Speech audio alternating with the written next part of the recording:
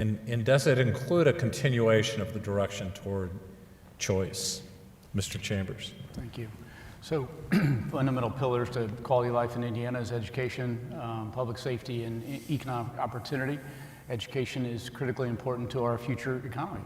It's fundamentally important to our future quality of life. And there's some challenges and opportunities. I believe parents need to be front and center in their kids' education, increasingly so.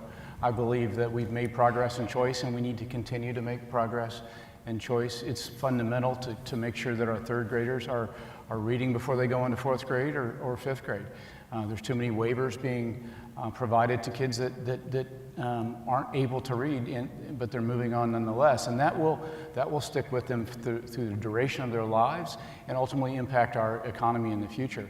And so making sure that kids can read and write in third grade moving on to fourth grade. I believe that the educational system is somewhat backwards looking, and it needs to be, if we're going to build an economy of the future, it needs to be forward looking. We need to have more individualized education for our kids as well. So, and as it relates to high school and educational pathways, when I was in high school evaluating college, there's a heavy emphasis on a four-year degree. And I believe that today kids are looking at that economic investment of a college degree. And Indiana needs to do a better job, as I talked about earlier, of providing a higher return on that investment through higher wage jobs. Indiana's product is fantastic. We compete globally. And we can recruit those higher wage jobs. I proved that to get a return on that college education. But equally important is having pathways that are not college. I have a nephew that said, I just want to go to college. It's not for me. I don't like to study. And he's now went to got a two-year degree or certificate, working on cars in a GM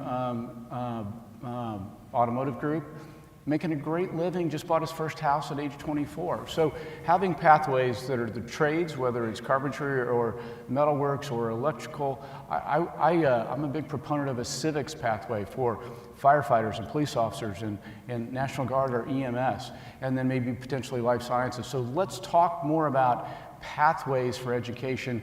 It's about building financial security, prosperity. It's about building a life in Indiana, and you can do that on a number of different pathways. A four-year degree is very important, but it's not the only solution to continue to put people in and make people available and have prosperous lives in contributing to our economy. So we need to get more money out of administration, out of buildings, and into teacher pay as well.